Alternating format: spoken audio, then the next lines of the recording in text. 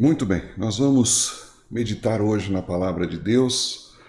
Nós estamos falando a respeito de conhecer a Deus melhor. E chegamos aí na parte 3, não é?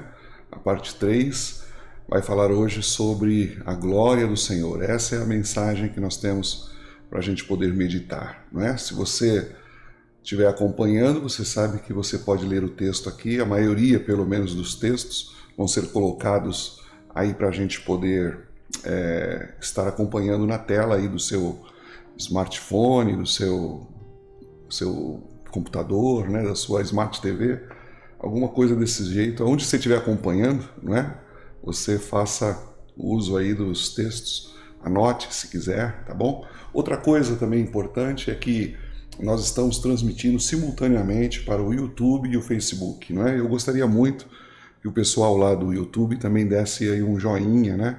Para que a gente pudesse se tornar um vídeo relevante para outras pessoas. O YouTube entende, olha, as pessoas estão curtindo, então isso aqui é um vídeo relevante para poder mostrar para outras pessoas, e isso contribui, não é, para o avanço, inclusive, da mensagem, tá bom? Mesma coisa no Facebook, tá bom? Muito bem. Então, nós vamos hoje meditar na glória do Senhor, não é? Baseado no texto de Isaías, no capítulo 40. O texto que nós vamos ler hoje é o verso 5. Vou colocar aqui para você. Nós vamos ler 2 vezes, não é? A gente sempre faz isso e depois vamos orar. Meu Deus, nós estamos nessa noite, nesse lugar, te pedindo, por favor, que antes mesmo da mensagem, da leitura, o Senhor nos ajude, nos conduza, que os nossos pensamentos estejam, Senhor, alinhados com aquilo que o Teu Espírito gostaria de transmitir. Ajuda-nos, por favor, Senhor. Traz ao nosso coração a harmonia, a calma, Senhor, necessária para podermos transmitir a Tua palavra. Ajuda-nos, por favor. Nós te pedimos em nome de Jesus, que o Teu Espírito venha e reine em nossos corações, para que a Tua palavra entre e faça, Senhor, os efeitos pela qual ela foi enviada. Em nome de Jesus, nós oramos e agradecemos. Amém. O texto de Isaías, então, no capítulo 40, versículo 5, diz assim: a glória do Senhor será revelada, e juntos todos a verão, pois é o Senhor quem fala. Mais uma vez, a glória do Senhor será revelada, e juntos todos a verão, pois é o Senhor quem fala. Amém? Muito bem. Nós estamos vendo, meus irmãos, juntos esse capítulo 40 aí do texto de Isaías, não é? E a gente viu ali que esse texto ele acaba mostrando de forma até profética a proclamação do Evangelho de nosso Senhor Jesus Cristo. Na semana passada, nós tratamos dos versos 3 a 5, que incluiu inclusive esse que nós lemos hoje, não é? E nós vimos que esse texto era um texto que se atribuía a João Batista, não é? Voz que clama no deserto, não é? Lembra disso? E nós fizemos então um comparativo ali com Lucas no capítulo 3, mostrando inclusive o que quisia dizer essa questão de montes devem ser aplanados e vales devem ser elevados, e nós mostramos que isso aconteceu na vida de nosso Senhor Jesus Cristo, e nós vimos que isso aconteceu também na vida de Maria, não é? Que ela foi um vale que foi elevado, bendita és tu entre as mulheres, não é? E nós vimos que também é o que deve acontecer no nosso coração. Nós devemos abandonar o orgulho, nós devemos nos humilhar na presença de Deus, para que Ele, então, também nos exalte. Falamos tudo isso na semana passada, não é? Então, até aqui, meus irmãos, nós vimos aquilo que seria a natureza do Evangelho, não é? Sabe, essa natureza do Evangelho demonstra a glória de Deus. A glória de Deus está no Evangelho, e o profeta, ele consegue enxergar isso, tanto que ele diz: a glória do Senhor será revelada, e juntos todos a verão. Então, a mensagem do Evangelho é a mensagem mais gloriosa que a humanidade já ouviu, já viu, já teve oportunidade de ter, não é? E agora nós vamos dando continuidade nisso, porque a mensagem do Evangelho é inigualável, não tem comparação, não é? Será que você acredita de fato que é assim, não é? Será que você crê que essa mensagem que a igreja prega, que foi incumbida por Jesus, não é? Para que a gente pudesse pregar. Você acredita mesmo que é uma mensagem sem igual, não é? Porque, afinal de contas, às vezes eu vejo que a gente tendo essa mensagem na mão, parece que ela não nos deixa empolgados, não é? Existem muitas coisas que deixam as pessoas empolgadas, coisas assim que não têm valores eternos, não é?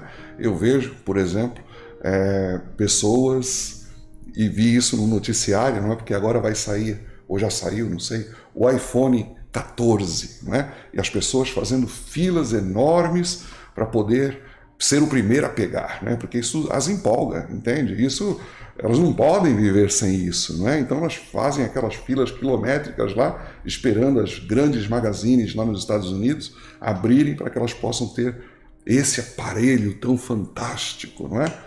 São empolgadas com isso. Existem pessoas que são empolgadas com finais de campeonato, não é? E aí vestem as cores do seu time, se pintam todo, se tornam pessoas assim, caricatas, não é? Tudo isso é em função do quê? Em função do time dele, porque o time o empolga, né? O futebol o empolga. Aqui mesmo, em Catanduva, a gente vê a Magazine Luiza às vezes faz aquelas ofertas, não é? Aquela liquidação de fim de loja, assim, para poder entrar com estoque novo de um monte de coisas. Então, ela faz aquela liquidação em que a loja abre 6 horas da manhã e as pessoas ficam lá, né, bem cedo, dormem, pede para a família levar lanche, levar cobertor, porque eles querem entrar assim que a loja abrir, porque eles ficam empolgados com essa liquidação toda, não é? E a gente então fica dizendo assim, meu Deus, será que para nós o Evangelho é mesmo essa mensagem única, momentosa, extraordinária, inédita, não é? É empolgante para nós a mensagem do Evangelho? Sabe, meus irmãos, nós acreditamos que mesmo que essa mensagem cristã, essa mensagem do Evangelho proclama, não é? A coisa mais incrível que já aconteceu e ainda vai acontecer, a gente percebe que muita gente passa por ela meio desapercebido, não é? E sabe, de acordo com o profeta, essa é a mais pura verdade. O Evangelho é único, o Evangelho é sensacional, o Evangelho é sem igual, é incomparável, não é? E nisso a gente percebe aí a influência nefasta, vamos assim dizer, não é? Do próprio diabo, porque a Bíblia diz assim, o apóstolo Paulo falando, olha, o evangelho que nós pregamos, ele só não atinge aqueles a quem o diabo cegou, não é? O Deus desse século cegou o entendimento dos homens para que não possam ver a glória de Deus na face de Cristo, não é? Então existem hoje uma multidão de pessoas cegas, e eu não vou dizer que isso é somente fora da igreja, não é? Existe um monte de gente cega dentro da igreja que não vê nada de interessante nele. Existem pessoas que cospem no evangelho, ridicularizam, desprezam, acham até que é um insulto intelectual, não é? Não, isso aí é ofensa, como assim, não é? Vem dizer uma coisa dessa, o evangelho é essa excepcionalidade toda. Não, eles não conseguem enxergar. E a culpa, não é, está pela própria ignorância causada pela cegueira que o diabo impõe nas pessoas de enxergarem a glória de Deus na face de Cristo. Sabe? No entanto, o versículo 5, não é, que nós acabamos de ler aqui, ele diz que o Evangelho é uma manifestação da glória do Senhor. E é para isso que eu quero chamar a sua atenção nessa noite, não é? Porque eu faço com a reverência merecida, porque eu entendo que todo o nosso destino eterno depende da nossa resposta que damos, não é, ao Evangelho. Ou consideramos, meus irmãos, e eu falo isso com reverência, sabe, com bastante respeito, mas com seriedade, não é? Ou consideramos o Evangelho de Jesus Cristo a coisa mais magnífica do mundo, ou então nós estamos passando uma outra mensagem. Nós estamos dizendo que ele não é nada, não significa nada, não vale nada e que ele não importa e que ele pode ser colocado lá no 45º lugar da nossa vida porque ele não é importante. Então, Preste atenção, me permita apresentar a você o Evangelho da seguinte maneira, não é? Porque as pessoas, elas gostariam de saber como é que é Deus, não é? As pessoas gostariam, elas querem saber como é que é Deus. O que é Deus? Elas perguntam. É uma questão que é perfeitamente correta, é um questionamento justo, e a Bíblia, meus irmãos, ela dá resposta nesse texto que nós estamos estudando, quando ela fala a respeito da glória de Deus, não é? Porque, afinal de contas, o principal atributo de Deus é, de fato, a sua glória, não é? E o que é a glória de Deus? A glória de Deus é a somatória de todos os seus atributos.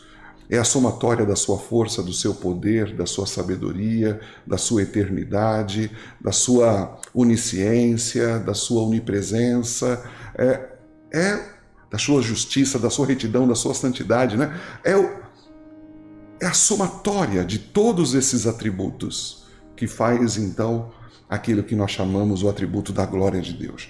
Mas, afinal de contas, qual que é o significado dela, não é? Quando nós falamos de glória, isso logo nos remete à beleza, entende? Logo nos remete à luz, nos remete à majestade, não é? Esplendor.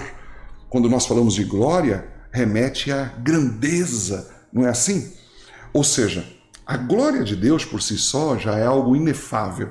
A gente não consegue assim descrever, não temos um argumento que seja suficiente para a gente poder descrever a glória de Deus. E isso por quê, não é? É porque Deus é tão transcendente que os homens e as mulheres nunca vão chegar a entendê-lo como resultado da sua pesquisa, da sua investigação, do seu esforço intelectual, não é? Mesmo que faça isso com bastante empenho, seja a sua mente ou a mente de todos juntos, todos unidos no mesmo propósito, não é? Sabe, o conhecimento de Deus vai além do intelecto humano, não é? Vai além, inclusive, da nossa própria imaginação. Nós sequer conseguimos arranhar o verdadeiro conhecimento do Deus infinito. Somente aquilo que está revelado é o que podemos ter e podemos nos aprofundar, e isso já é muito, inclusive, para nós, não é? A Bíblia diz, lá em 1 Timóteo, no capítulo 6:16, o único que é imortal, falando de Deus, não é? Que habita em luz inacessível, a quem ninguém viu e nem pode ver. Ou seja, não há nada mais importante, independente da grandiosidade de Deus, da profundidade de Deus, de nós não conseguirmos absorver Deus na sua totalidade, não há nada mais importante do que o conhecimento de Deus, não é? O conhecimento de Deus é que nos salva. O Jesus, ele disse isso na sua oração, não é? A salvação é esta, que te conheçam a ti mesmo como o único Deus verdadeiro e a Jesus Cristo a quem enviaste. Sem o conhecimento de Deus, nós estamos totalmente perdidos. E sabe, todos os nossos problemas, todos, sem exceção, irmãos, eles surgem a nós porque nós não o conhecemos como deveríamos, né? O apóstolo Paulo, ele diz em Romanos, no capítulo 1, que a causa, não é, dessa decadência humana é justamente a ignorância do homem em relação a Deus. A ignorância do homem fez com que o homem entrasse em declínio e toda a raça humana está mergulhada nesse declínio, nessa decadência. Ou seja, o homem, diz ele, começou com o conhecimento de Deus, mas ele não preservou esse conhecimento. E aí então ele foi entrando em declínio, não é? Até chegar em Romanos no capítulo 1, versículo 25, ele dizer assim, que os homens adoraram e serviram a coisas, seres criados, em lugar do Criador. O homem começou a adorar imagens, não é? Répteis, quadrúpedes, bestas, qualquer coisa exceto Deus. Ou seja, perdeu completamente de vista a glória de Deus, não é? Por isso que a Bíblia fala, todos pecaram e destituídos estão do quê? Da glória de Deus, estão privados da glória de Deus. Eles não conseguem enxergar, não é? Tem dificuldade. Desse modo, o que pode então acontecer conosco, não é? Com a nossa vida sem a glória de Deus? Bom, a gente vê que pela história da humanidade, os grandes filósofos, eles falharam, não é? Os maiores filósofos que já pisaram essa terra não tiveram cabeça, genialidade suficiente para poder conhecer a Deus. O apóstolo Paulo diz a respeito disso quando ele fala: o mundo, por sua própria sabedoria, não conheceu a Deus, não é? O mundo não o conheceu, como está aí o texto, falei de cor aqui do jeito que eu sei, o mundo não o conheceu por meio da sabedoria humana. As nossas mentes são pequenas, não é? Nós somos indignos, e Deus é tão essencialmente glorioso que, independente do que a gente tente, do que a gente faça, qualquer meio que a gente use, não é? Por todas as aptidões que a gente possa ter, nós não vamos conseguir chegar lá. Isso é a verdade bíblica, estampada nas páginas das Sagradas Escrituras. E aí, como é que fica então a gente? Nós ficamos então sem esperança, não é? Não. A resposta é que Deus, em sua infinita bondade, ele é condescendente, ele se coloca no nível dos homens, ele tem prazer em se revelar para nós, em manifestar a sua própria glória para nós, não é? E de que forma ele age? Deixa eu colocar aqui que acabei não colocando essa tela para você, que eu acho muito importante. Como é que ele age? Bom, no Salmo, no capítulo 19, versículo 1, diz que ele começa então a revelar-se a si mesmo ao homem de várias formas. E uma dessas formas é através da própria criação. Diz o Salmo 19, versículo 1: os céus declaram a glória de Deus e o firmamento proclama a obra de suas mãos. Não é assim? Você olha para o céu e você diz: existe alguém que planejou tudo isso, não é? O firmamento, você diz: existe alguém que é maior do que tudo isso, que criou todas essas coisas. O apóstolo Paulo fala a mesma coisa em Romanos, no capítulo 1, no versículo 20. Ele diz: desde a criação do mundo, os atributos invisíveis de Deus e seu eterno poder e a sua natureza divina têm sido vistos claramente por meio das coisas criadas, não é? Ou seja, os atributos de Deus, a sua sabedoria, a sua força, o seu poder, a sua inteligência, a sua majestade podem ser vistos nas coisas que Deus criou. Os atributos invisíveis são vistos lá. E é a grande verdade, ninguém pode negar, não é? Você quando olha as montanhas, você quando vê aqueles lagos, os rios, não é? A vida pulsando por todos os lados, quando você enxerga aqueles regatos, não é? As florestas todas, você vê que existe um Deus que criou todas essas coisas. Quando você olha, eu estava vendo esses dias, né, as aves migratórias, não é, que de em quando voltam para o mesmo lugar e depois voam novamente ou para o sul ou para o norte e depois voltam novamente para aquele mesmo lugar para procriar, né? O salmão na sua jornada de subir o rio e morrer lá em cima, gerando uma nova prole, sabe? Todas essas coisas, não é, meus irmãos? Tudo isso, quando nós olhamos, a gente diz: é casual isso? Isso é casual? Será que não existe alguém por trás de todas essas coisas? Na verdade, quando nós olhamos tudo isso, não é? Nós chegamos a uma conclusão comum.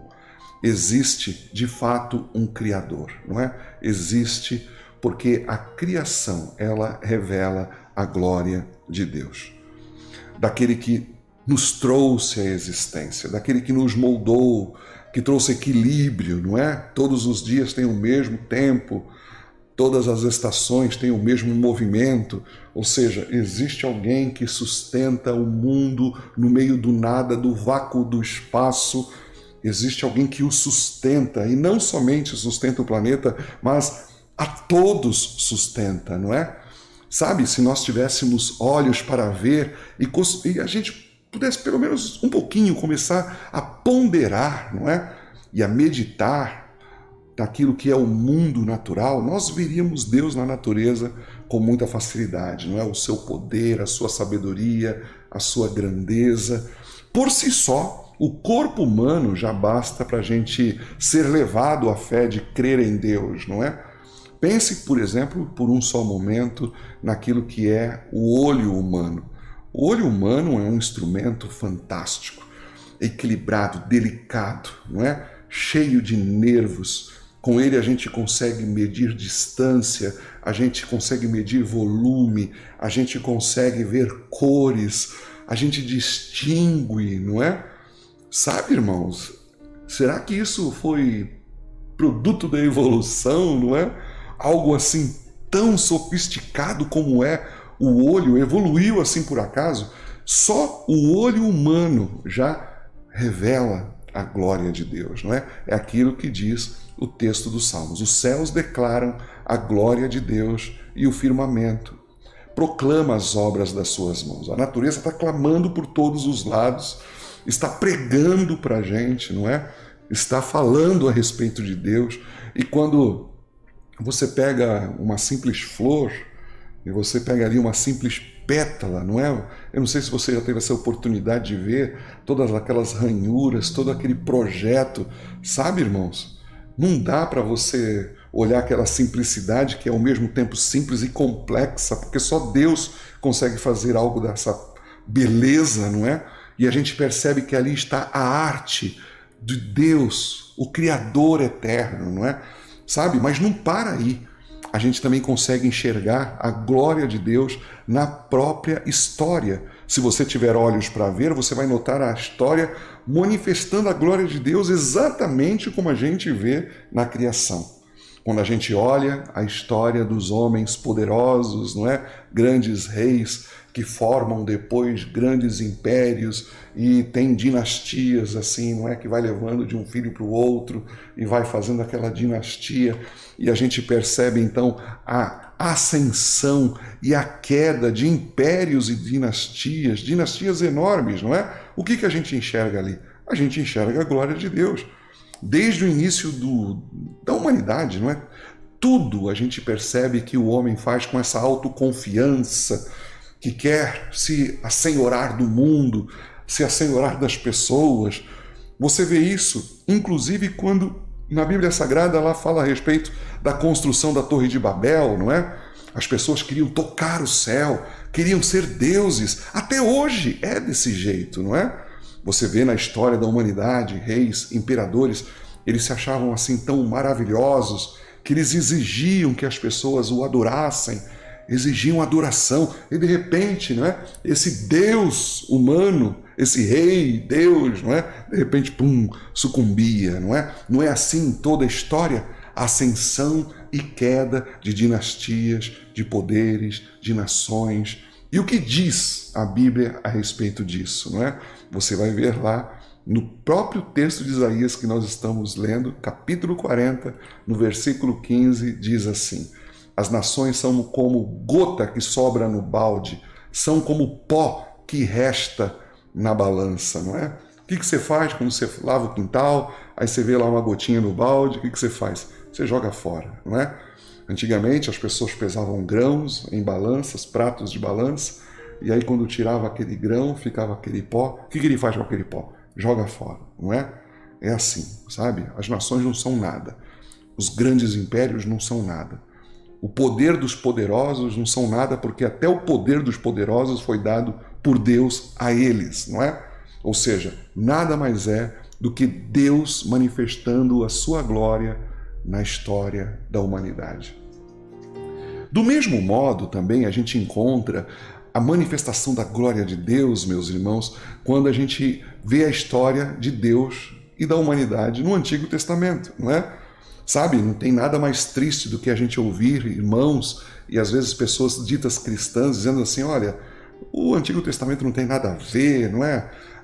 A gente não precisa dele. Tem pessoas assim que acham que nem precisava manter o Antigo Testamento. Meus irmãos, o Antigo Testamento, ele é, na verdade, a preliminar do Novo Testamento, não é? É o prelúdio de tudo aquilo que vai depois acontecer com Jesus. Também é uma manifestação da glória de Deus, não é? Revela a glória de Deus. O propósito da salvação não é simplesmente nos deixar felizes com sensações agradáveis, não é? Naquele catecismo de Westminster, lá diz que qual que é o propósito final do homem? É ser feliz? Não. O propósito final do homem qual é? Bom, o próprio catecismo de Westminster diz: é glorificar a Deus e gozá-lo para sempre, não é? Então a glória de Deus é sempre mais importante para o cristão. E a gente vê a glória de Deus no Antigo Testamento. Aonde você pode dizer? Meus irmãos, são tantas, não é? Vou só citar algumas aqui, só para você poder me acompanhar. Por exemplo, no dilúvio, não é? Um mundo em pecado, um mundo que deu as costas para Deus, não ouviu as suas advertências por meio de Noé. Noé foi pregador da justiça por 120 anos, pregando que um dilúvio ia acabar com a humanidade, com aqueles que não se arrependessem, mas como nunca tinha chovido sobre a terra, os homens não acreditaram nisso, zombaram de Noé, o chamaram de louco, não é? E, finalmente, Deus então envia o dilúvio, não é? E de todas as pessoas que estavam na face da terra, apenas Noé e sua família se salvaram. Então veja aí, a glória de Deus, não é? Olha só, o grande poder de Deus inundou a terra toda, e hoje os 3/4 de água que nós temos hoje está em função do próprio dilúvio, não é? Quando a gente olha alguns textos muito conhecidos, que a gente sempre fala a respeito deles, não é? Mas nem sempre olhando a glória como perspectiva, vocês vejam, por exemplo, a caminhada do povo de Israel pelo deserto. Eles fizeram, para chegar ao deserto, a travessia do Mar Vermelho, não é? 2 grandes paredes se formaram. A Bíblia diz que o povo caminhou a pé enxuto, não pegou ali o caminho alagado, molhado, não, eles atravessaram a pé enxuto. E depois Faraó vindo atrás, não é? Essas grandes muralhas de água, elas se desfizeram e afogaram a todos. Os judeus, eles viram os cadáveres dos egípcios na praia. Eles enxergaram ali cadáveres de egípcios na praia, não é? O que é isso, meus irmãos? Nada mais senão a grande manifestação da glória de Deus. Porque a glória de Deus se manifesta de uma forma que para nós pode ser bênção, mas para o outro pode não ser, não é? Foi uma bênção para o povo de Israel, o povo hebreu, mas foi terrível para os egípcios, não é? A gente vê isso quando Moisés ele sobe lá no Monte Sinai, quando estão já rodeando todo o deserto, não é? A Bíblia coloca que ele fica lá durante 40 dias e Deus diz assim, olha, ninguém pode tocar nesse monte. Saíam raios do monte. Não eram raios que vinham da nuvem para baixo, não, raios do monte, saíam de baixo para cima. E qualquer animal, qualquer pessoa que tocasse no monte seria morto. E ali se demonstrou mais uma vez a glória de Deus, não é? A glória foi tanta que quando Moisés desce do monte, ele vem com o rosto brilhando na entrega da lei, a grande manifestação da glória de Deus, não é? Hoje um episódio também interessante, que a Bíblia fala que Moisés, caminhando com Deus e o povo no deserto, chega um momento em que ele fala assim, o Senhor me falou que o Senhor quer que eu conduza esse povo, mas eu quero saber se o Senhor vai estar comigo mesmo. Então uma coisa eu te peço, eu peço que o Senhor me mostre a sua glória, não é? E Deus falou para ele assim, Moisés, ninguém viu a minha glória e viveu, não é? Ela é muito para você. É como se você entrasse dentro de um reator nuclear, não é? Sem proteção nenhuma. Ainda com proteção, as pessoas morrem, mas, sabe, você vai derreter aqui, Moisés, não vai sobrar nada de você, não é? Mas eu vou fazer uma coisa com você. Eu vou colocar você numa fenda da rocha e vou tampar com a minha mão, e quando eu passar, você vai me ver pelas costas. Mas você não vai conseguir enxergar toda a minha glória, porque nenhum homem, ser humano, viu a minha glória e viveu, não é? Bom, então a gente vê em tudo isso que aconteceu, só na caminhada do deserto, não é? Existem inúmeras manifestações da glória de Deus. Todas as pragas do Egito foram sinais da glória de Deus, Deus julgando os deuses do Egito, não é? Você vê o maná caindo, alimentando o povo durante 40 anos. Todos os dias eles tinham alimento da parte de Deus, não é? Uma coluna, um toldo que se fez sobre eles para eles não morrerem de calor no deserto, o tempo todo os guiando aquela multidão de mais de 2 milhões de pessoas, uma coluna que ardia no meio do acampamento dos israelitas durante a noite, para poder eles também não morrerem de frio. Ou seja, Deus cuidou o tempo todo, Deus fez jorrar um monte de água de uma pedra, gente. Tudo isso o que é? Tudo isso é manifestação da glória de Deus. Tudo isso serviu também de preparação para que o mundo, não é, pudesse receber a maior de todas as demonstrações da glória de Deus. Tudo isso serviu como preparação. Tudo isso, na verdade, é até insignificante perto daquilo que Deus irá revelar a respeito da sua própria glória. E nada mais é, meus irmãos, do que a vinda de nosso Senhor Jesus Cristo. Nele a glória seria vista pelos homens, nele a glória poderia ser tocada. A palavra da vida poderia ser tocada, ser ouvida por quem quisesse ouvir, não é? Na verdade, então a mensagem cristã, a mensagem da salvação cristã é a manifestação plena e definitiva da glória de Deus. E é disso que eu quero tratar com vocês hoje. Em primeiro lugar, meus irmãos, a gente vê isso por Deus ter enviado o seu Filho ao mundo, que é uma manifestação majestosa da glória de Deus, não é? Você veja lá em João, no capítulo 3,16, nós temos lido todas as vezes que nós estamos pregando a respeito desse texto de Isaías 40, João 3,16, não é? Porque ele é a similaridade, ele é o evangelho resumido. Diz lá, porque Deus amou o mundo tanto que deu seu Filho unigênito, para que todo aquele que nele crê não pereça, mas tenha a vida eterna. Será que você já considerou, não é, o plano da salvação antes que houvesse, inclusive, o nosso planeta criado, antes que houvesse o primeiro ser humano criado? A Bíblia fala que Deus já vinha elaborando esse plano todo de resgate da humanidade perdida, não é? Sabe, ali mesmo Deus já revela muito da sua glória, não é? Mas sabe, ele nunca revelou dessa forma, desse jeito, na pessoa de Jesus Cristo. Porque ainda mais importante, meus irmãos, é a glória que Deus revela na pessoa de seu Filho Jesus. Ninguém pode vê-lo e viver, não é assim no caso a glória de Deus que ele falou lá para Moisés. Foi isso que ele disse. Então como é que a gente pode conhecê-lo? E aqui existe a resposta. A Bíblia fala em João 1,18. Ninguém jamais viu a Deus, mas o Deus unigênito que está junto do Pai o tornou conhecido. Ou seja, Jesus veio ao mundo em parte para nos conduzir ao conhecimento da glória de Deus, que é inefável, indescritível. Nós não temos palavras e nem argumentos, não é? É bom você começar a ouvir aquilo que Jesus mesmo expressou a respeito disso. Momentos antes de morrer, na última noite, ele já tinha ceado com os discípulos e ele então começou a falar da sua partida. Olha, é necessário que eu vá, não é? Vocês vão ter uma vantagem se eu for, convém que eu vá, convém para vocês. E ele começou a falar da sua partida, os discípulos começaram a ficar tristes, melancólicos, não é? O que nós vamos fazer sem ele? Não sabiam o que ia fazer sem Jesus. Então Jesus falou assim, olha, crede em Deus, crede também em mim, não se turbe o vosso coração. Vou colocar aqui o texto, né? Não se turbe o coração de vocês, mas creio em Deus, creio também em mim.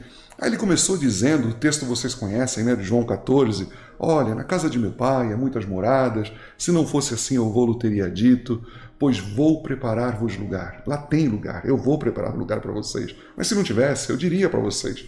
Eu diria, ó, não tem, acabou, morreu, já era, não tem mais o que fazer. Não, eu vou preparar lugar para vocês.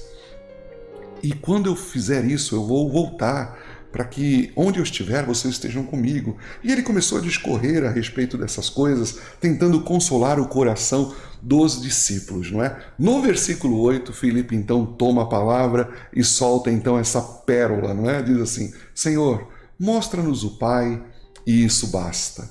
Olha, se o Senhor nos mostrar o Pai, talvez a gente consiga suportar a sua partida. Se o Senhor nos mostrar o Pai, a gente pelo menos fica consolado nesse tempo todo que nós andamos contigo. E aí então o Senhor disse essas palavras maravilhosas, não é? De João no capítulo 14, versículo 9. Ele diz: você não me conhece, Felipe, mesmo depois de eu ter estado com vocês durante tanto tempo. Quem me vê, vê o Pai. Como você pode dizer, mostra-nos o Pai? Ou seja, o Filho revelou a glória do Pai. Mais tarde, o apóstolo Paulo, em Colossenses, no capítulo 2:9, ele diz assim: pois em Cristo habita corporalmente toda a plenitude da divindade. Nele está toda a plenitude da divindade. Sabe, às vezes, meus irmãos, eu não me entendo, não entendo vocês. Como é que a gente pode se conter, sabe, diante de uma verdade tão surpreendente como essa? Diante de uma verdade tão magnífica como essa, não é? A glória de Deus num bebê lá em Belém, a glória de Deus em um menino que discute com os mestres da lei, com 12 anos de idade, na cidade de Jerusalém, no templo de Jerusalém, um carpinteiro que dos 12 até os 30 anos esteve lá na aldeia, em Nazaré, sem que ninguém lhe dedicasse atenção, consertando telhados, desempenando portas, construindo mesas e cadeiras. Como é que nós podemos ficar empolgado com tantas outras coisas banais e a gente não consegue se empolgar com a revelação do Filho de Deus? Nós não falamos isso para as pessoas, não é? Você sabe qual que é o problema, meus irmãos? Eu vou dizer para você qual que é o problema. O problema conosco é que nós não vemos a sua glória. Nós não vemos. Ouça o que diz Hebreus. Preste bem atenção. Lá diz assim: o Filho é o resplendor da glória de Deus e a expressão exata do seu ser, sustentando todas as coisas por meio da sua palavra poderosa, não é? O Filho é o resplendor, sabe o brilho da glória? É Jesus, ele é o resplendor da glória, é a expressão exata do ser de Deus Pai. É Jesus de Nazaré, o brilho da glória de Deus, a expressa imagem da pessoa de Deus, e ele tem estado nesse mundo como um homem. E aí o profeta Isaías diz: a glória do Senhor vai ser revelada quando o caminho estiver preparado, né? É isso que ele diz lá. Quando a encarnação então ocorre, quando essa divindade, essa humanidade se tornam uma, quando os montes eles são aplanados, quando os vales eles são levantados, a Bíblia diz: então se revelará a glória do Senhor. E foi exatamente isso que aconteceu, não é? Tudo isso aconteceu de forma literal, real, nesse mundo. Então, assim, quando nós olhamos para o Filho de Deus, o que é que nós enxergamos? O quê? Sabe? Ele mesmo nos conta em sua oração sacerdotal o que deveríamos ver, não é? Ele diz: eu te glorifiquei na terra, completando a obra que me deste para fazer. Nós já pregamos nesse texto aqui, vocês lembram? João 17, não é? Eu te glorifiquei. Como é que ele glorificou o Pai, que muitas vezes nós não conseguimos enxergar? Bom, em primeiro lugar, ele manifestou a glória do Pai em seu poder. Veja os milagres que ele fez, não é? Quem é essa pessoa, irmãos, que adormece na popa de um barco? E, entretanto, quando os discípulos estão ali todos apavorados, não é? Sem saber o que fazer, ele se levanta e diz: vento, aquieta-te, mar, acalma-te. E assim interrompe a ira do vento e do mar, do modo que a Bíblia diz que houve uma completa bonança. É Ele quem os sustenta, foi Ele quem os criou, entende? É Ele quem os sustenta. Ele pode dizer ao mar e ao vento. Quem é Ele? O que Ele está fazendo? Manifestando a glória de Deus. Quando João Batista passou por um momento assim de dificuldade, a Bíblia fala que ele ficou duvidando, não é? Puxa vida, será que ele é mesmo o Messias ou será que temos que esperar outro? Ele então manda uma resposta dizendo assim: olha, os cegos veem, os mancos andam, os leprosos são purificados, os surdos ouvem e os mortos são ressuscitados. Sabe? É isso que está acontecendo. Cegos, mancos, aleijados de qualquer espécie, leprosos de todo tipo, doenças de toda sorte, surdos, não é? Mudos, mortos. É isso. Você lembra quando Jesus ele desembarca na cidade de Cafarnaum? A palavra de Deus diz que um homem que era líder da sinagoga, chamado Jairo, fala assim: Senhor, o senhor tem que vir rápido para minha casa. Por favor, corre, vem correndo. Vem correndo, o senhor precisa curar a minha filha. Por favor, vem correndo, vem correndo. E aí, no meio do caminho, chegaram mensageiros e falaram assim: olha, não atormente mais o mestre, porque a tua filha morreu. Ele caiu com seu semblante. Jesus falou assim: não temas, crê somente. Ele chega na casa de Jairo, tem um monte de gente já chorando. A morte aconteceu ali naquele momento, não é? Pouco tempo. E Jesus então entra naquele lugar e fala assim: olha, por que esse alvoroço? Por que esse lamento todo? A criança não está morta, ela só está dormindo. E aí então aquelas pessoas que estavam chorando, todas começaram a rir, não é? Falou assim: mas trouxeram um gozador aqui, trouxeram um humorista aqui, não é? Todos começaram a rir. Esse homem não entende nada. Que homem maluco. Como é que ele pode dizer uma coisa dessa? Ele pede que todos saiam. Fica somente o pai e a mãe, mais 3 discípulos. Ele coloca a sua mão por debaixo da cabeça da menina e diz para ela: Talita cumi, que quer dizer: é hora de se levantar, menina. E ela se levanta e começa a andar e fala assim: agora deem comida para ela, porque saco vazio não para em pé, não é? Você observa isso, você observa Jesus entrando numa cidade chamada Naim, que é a cidade do profeta Naum, não é? Por isso tem esse nome de Naim. E a Bíblia diz que quando ele vem entrando, vem uma multidão atrás dele, se encontra com outra multidão que vem saindo, indo enterrar um rapaz que tinha morrido, único filho de uma mulher viúva, que agora ficava sem ninguém. E Jesus, olhando aquele episódio e as duas multidões se encontrando, ele pergunta o que aconteceu. O filho da viúva morreu. Ele chega perto do caixão e dá uns tapas, não é? A Bíblia fala, diz que toca no esquife e o menino levanta, entrega o garoto à sua mãe. Tudo isso, meus irmãos, com a manifestação da glória de Deus. E mais ainda, não é?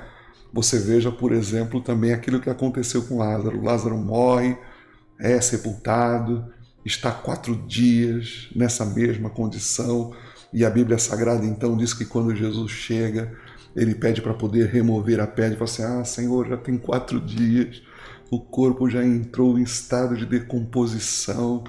Sabe, se nós pudéssemos entender um pouco o que é isso, não é? Há uma microbiota tão grandiosa dentro dos seres humanos, de bactérias e fungos, não é? Que daqui a pouco, por não nos alimentarmos, ela começa a se alimentar de nós mesmos. Então eles tinham medo de encontrar um corpo já todo desfigurado, todo putrefato. E é bem possível que estivesse assim antes da ordem de Cristo, não é?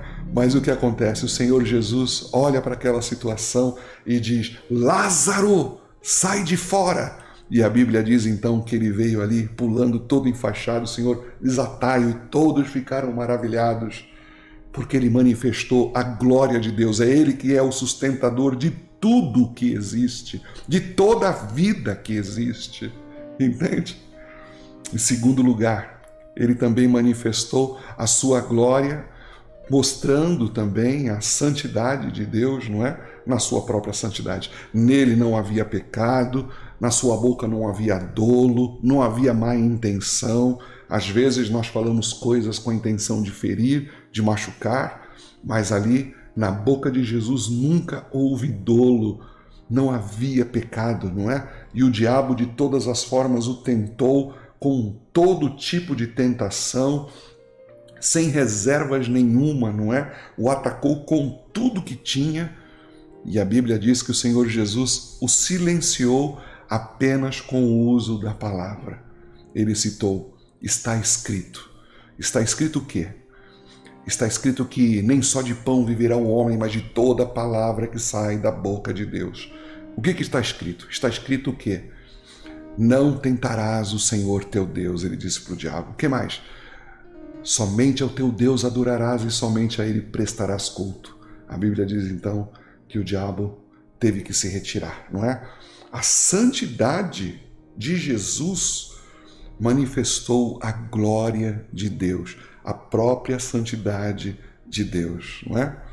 Também ele revelou a sua glória, a glória de Deus, na manifestação do amor e compaixão.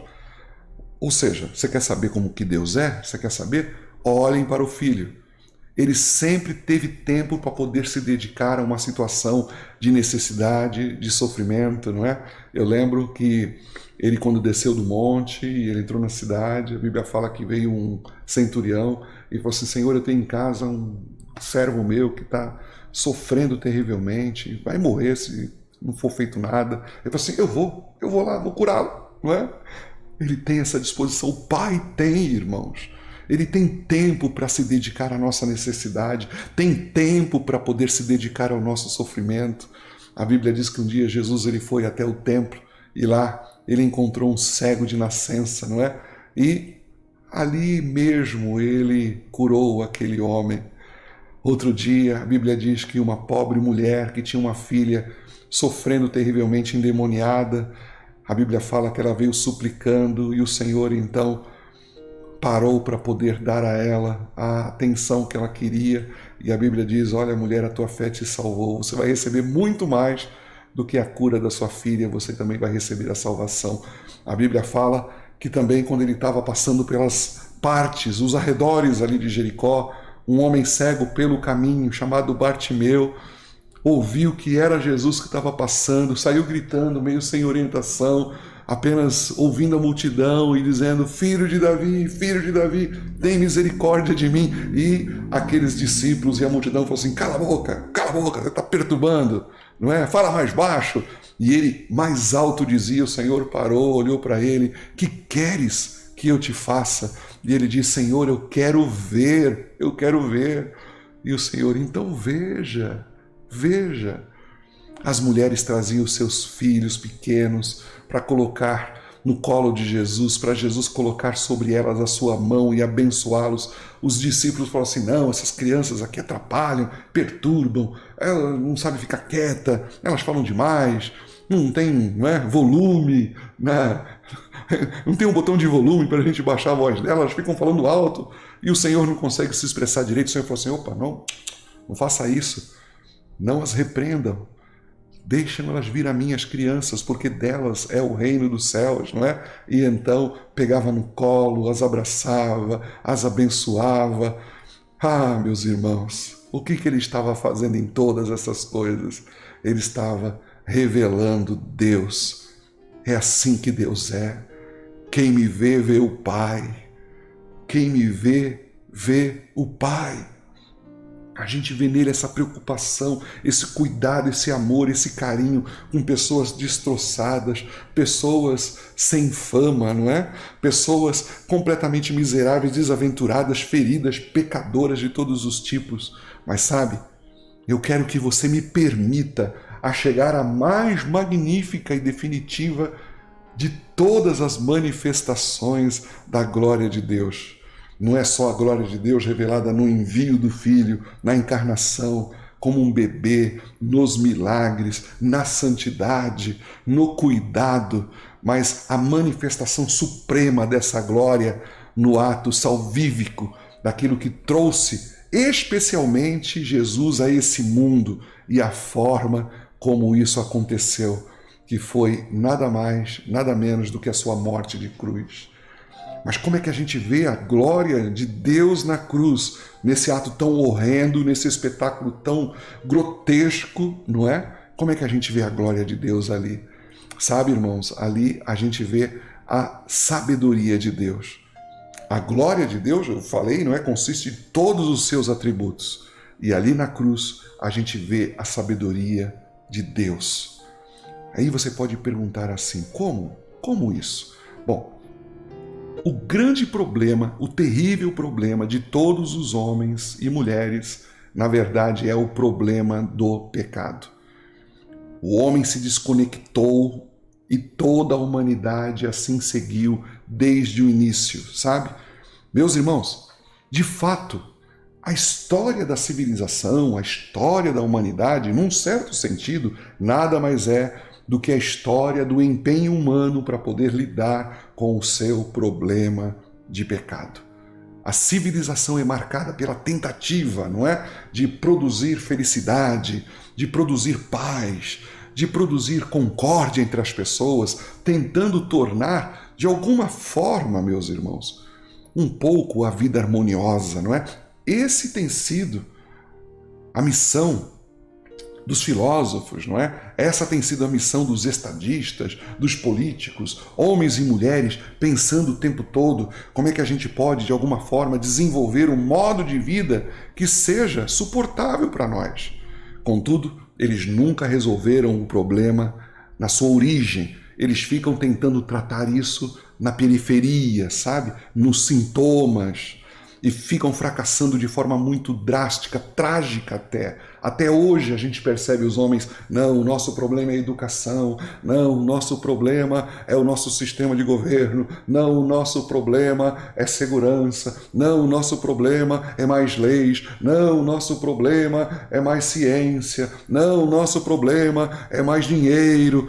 O tempo todo, sabe, tentando achar uma solução sem tocar exatamente na origem do problema. E aí haveria a necessidade de uma sabedoria para poder resolver esse problema que é o grande problema da humanidade. E em Cristo Jesus nós vemos a sabedoria de Deus sendo providenciada para essa solução, não é?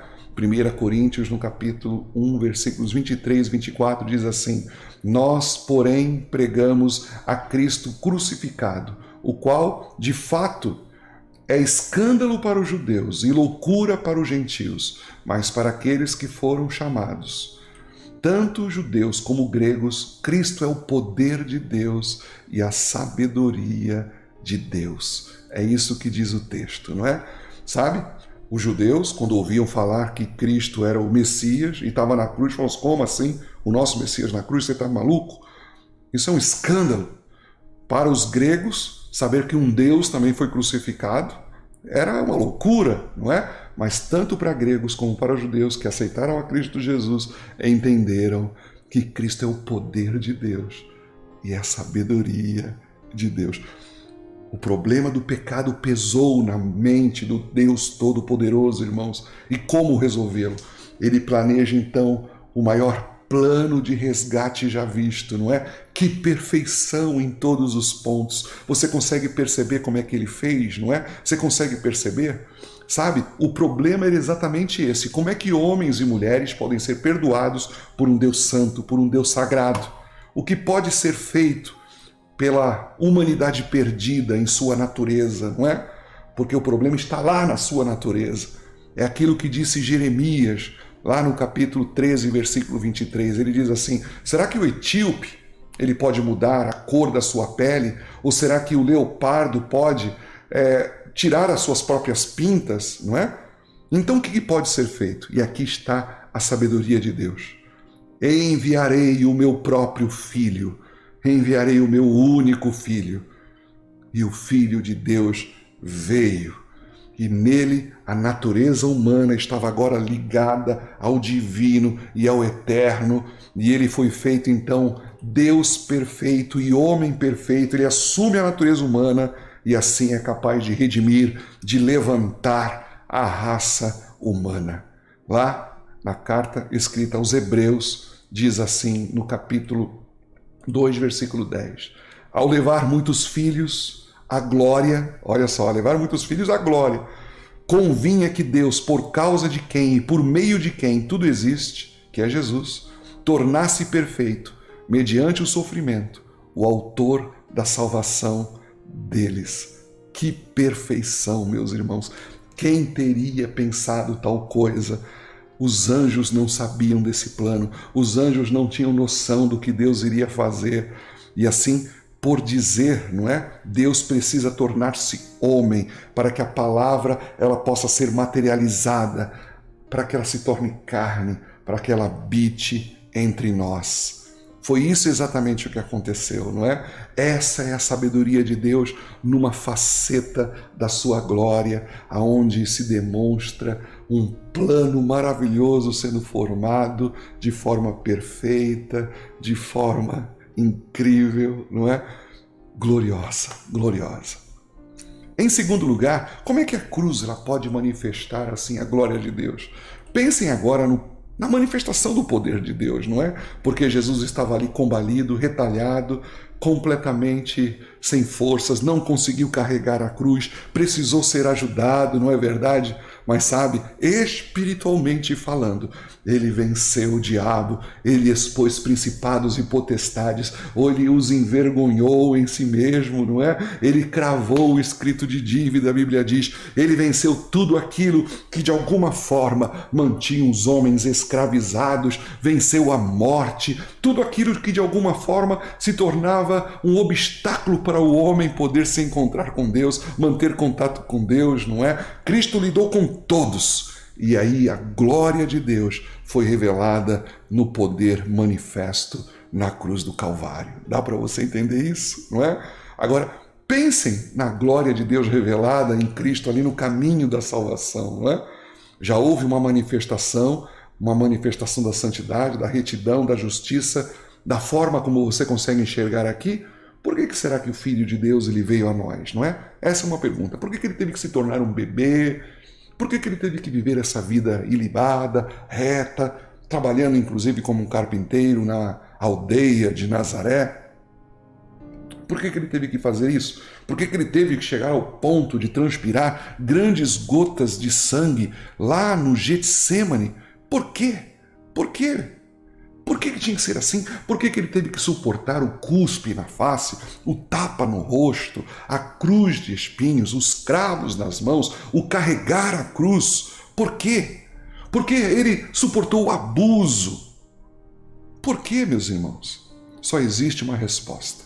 A resposta é que a santidade, a justiça e a retidão são tão altaneiras da parte de Deus que nada mais ia conseguir satisfazê-los. O pecado precisava ser tratado, o pecado precisava ser destruído, não é? E ao olhar para a cruz, a gente começa a enxergar. A primeira coisa que vejo é a santidade, a retidão, a justiça, inefáveis, indescritíveis de Deus, que disse que o pecado deve ser punido. O pecado é grave, o pecado é tão terrível que ele precisa de um remédio que o destrua definitivamente. E é isso o que exige a morte de Jesus na cruz. É parte da glória de Deus, parte, não é? Agora, considere mais uma vez essa santidade indescritível, imaculada, não é? Veja o que diz a palavra de Deus em 1 João, no capítulo 1, versículo 5. Diz assim: Deus é luz e nele não há treva nenhuma, nada. É absolutamente luz. Em Tiago, lá diz assim: Ele é o Pai das luzes em quem não há sombra e nem variação. Às vezes, por causa da luz, ela estar assim, oscilando por causa de uma tempestade, né? A gente vê a nossa luz assim, dando aqueles... Parece que vai apagar, parece que não vai, não é? Fica piscando, dá uma diminuída na sua intensidade, daqui a pouco aumenta. Não, em Deus isso nunca aconteceu. Não existe sombras em Deus, não existe variação de sua luz. É sempre radiante, sabe? Não há qualquer desconfiança, não há qualquer compromisso de Deus com o pecado, com o mal. O semblante de Deus, a Bíblia diz que é tão puro, que ele não pode contemplar o mal, sabe? E sabe, meus irmãos, toda a glória de Deus exigiu que o pecado fosse tratado com a máxima justiça, máxima retidão, máxima santidade, e foi isso exatamente o que aconteceu na cruz. O pecado foi punido na pessoa do Filho unigênito de Deus, na pessoa de Jesus. Entretanto, e é claro, né, que ao mesmo tempo, a cruz, ela acaba sendo também a mais gloriosa manifestação do amor de Deus. E eu quero dizer isso com reverência, sabe, irmãos? Porque a gente não pode dar uma concepção maior do amor de Deus do que a cruz do Calvário. Porque ela significa que Deus, aquele Deus glorioso, Ele amou tanto pessoas rebeldes, indiferentes, inimigos, sabe? Pessoas deploráveis, insignificantes como nós, que se pôs contra Ele, que o culpa de tudo, não é? Você compra um carro, que maravilha e tal, daqui a pouco alguém bate em você e fala, puxa vida, por que Deus deixou esse carro bater no meu, não é? Por que Ele deixou ir por esse carro? Tudo é culpa de Deus, entende? E mesmo assim, Ele envia o seu Filho para sofrer tudo isso. E aí eu me incluo, meus irmãos, para que fôssemos todos perdoados, para que Ele pudesse se reconciliar conosco e nós com Ele. O apóstolo Paulo diz em 2 Coríntios, no capítulo 5, versículo 19, Deus estava em Cristo, reconciliando consigo o mundo, não lançando em conta os pecados dos homens, seja lá que pecado foi feito. Em Cristo Jesus eu encontro o perdão. Sabe? A cruz é a medida do seu amor. Paulo diz lá em Romanos capítulo 32, não é? Diz, aquele que não poupou o seu próprio filho, mas o entregou por todos nós. Esse é o significado. Deus não poupou o seu filho do sofrimento, da vergonha, tudo era essencial e Deus reservou ao seu filho o castigo que era meu, pelos meus pecados, para que eu pudesse ser perdoado. Tudo para nós. E aí, meus irmãos, a gente vê a glória de Deus se revelando na cruz, não é? Bom, Isaías, ele disse, olha, a glória do Senhor será revelada. Ele disse isso 800 anos antes disso acontecer. Ele viu ela chegando, a visão lhe foi dada, não é? Mas sabe, eu e você, nós não ansiamos por isso. Nós não nos atemos a isso, nós ignoramos o fato, não é? Aconteceu e nós simplesmente, aquilo não nos empolga. A glória do Senhor foi revelada. Você sabia disso? O Senhor agiu por você, pensou em você na eternidade. Será que você estava ciente da manifestação da glória de Deus, da sua retidão, da sua santidade, da sua majestade, da sua justiça? Será que você tinha condições de entender a manifestação da glória de Deus no seu amor, na sua sabedoria? Mas não para aí. A Bíblia diz, Isaías no capítulo 45, versículo que lemos, a glória do Senhor se manifestará e toda carne a verá, pois a boca do Senhor o disse. Sabe? Será que por acaso nós vimos a glória de Deus brilhando na face de Cristo? Sabe, meus irmãos, eu estou me alongando aqui nessas perguntas porque vai chegar o tempo e o dia em que vai se cumprir isso, não é? Onde a Bíblia diz, todos verão a sua glória, sabe? Todos. A palavra diz e a mensagem da Bíblia é que todos os que já nasceram nesse mundo, em qual época seja, não é? Há 1000 anos, 2000 anos, 3000 anos, 4000 anos, sabe? 60 anos atrás, não importa. Todos os que nasceram nesse mundo, todos um dia, em qualquer época, em qualquer lugar, vão ter que ver a glória de Deus. Todos. Mesmo a igreja que não consegue enxergar hoje. E o sentido, meus irmãos, dessa palavra, quando diz que todos hão de ver, vai ser determinado pelo o que nós conhecemos da glória hoje, sabe?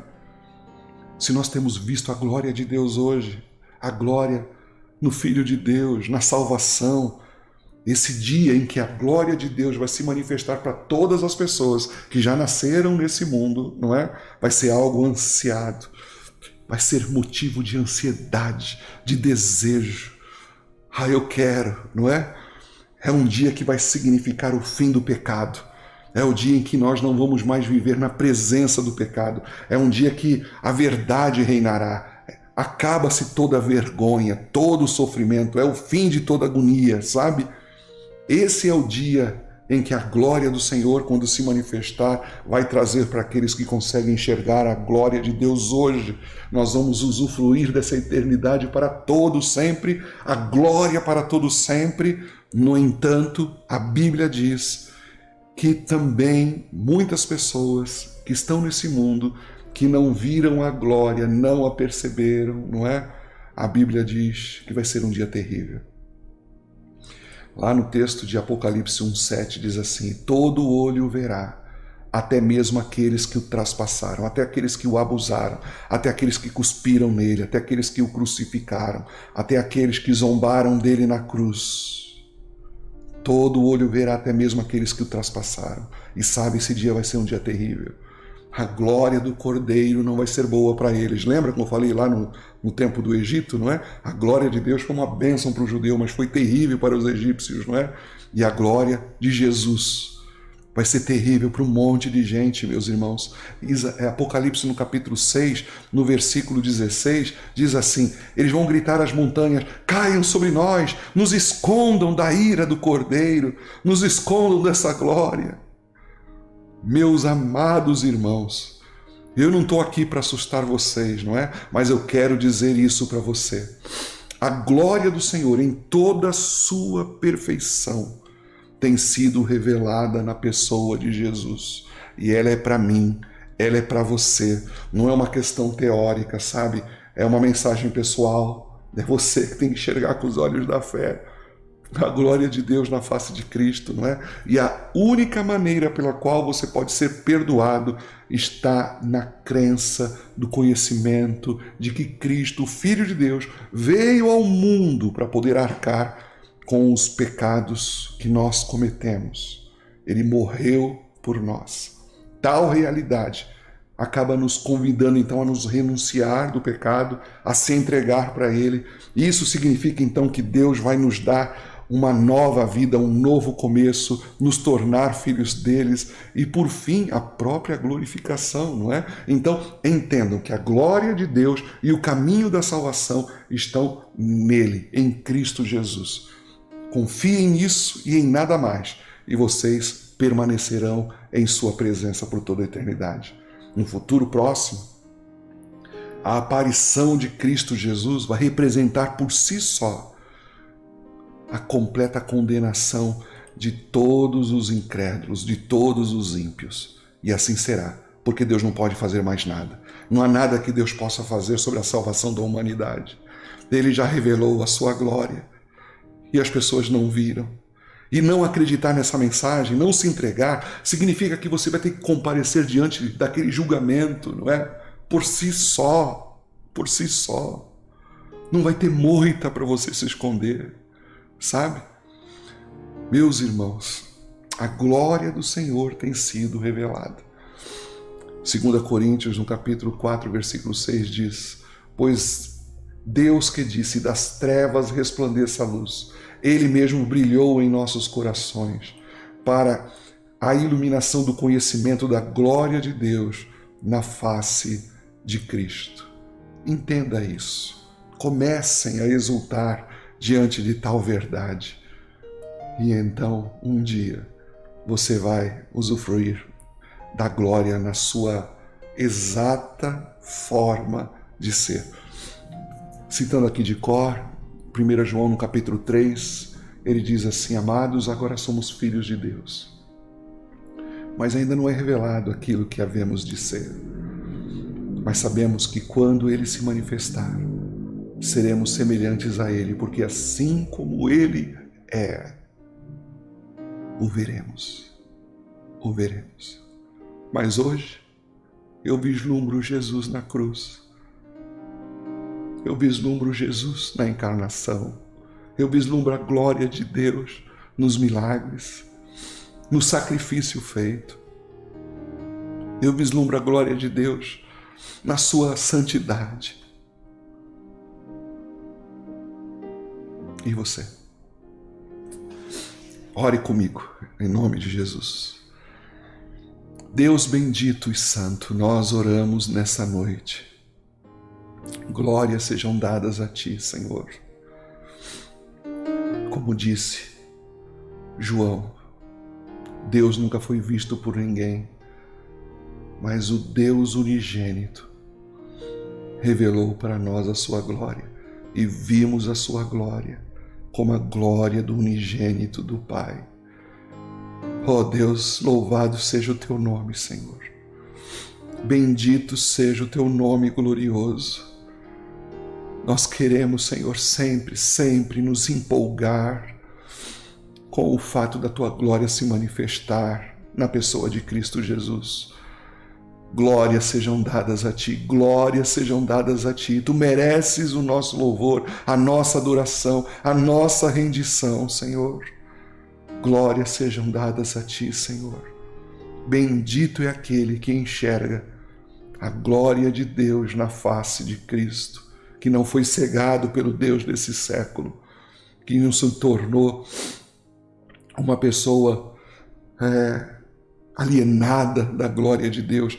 Nós te louvamos, Senhor, por Cristo Jesus, como diz o apóstolo Paulo, porque Cristo Jesus é a nossa redenção, é a nossa sabedoria, é a nossa justiça, é a nossa justificação. Glórias sejam dadas a ti para todos sempre, Senhor. Nós te louvamos e te agradecemos. Amém, amém e amém.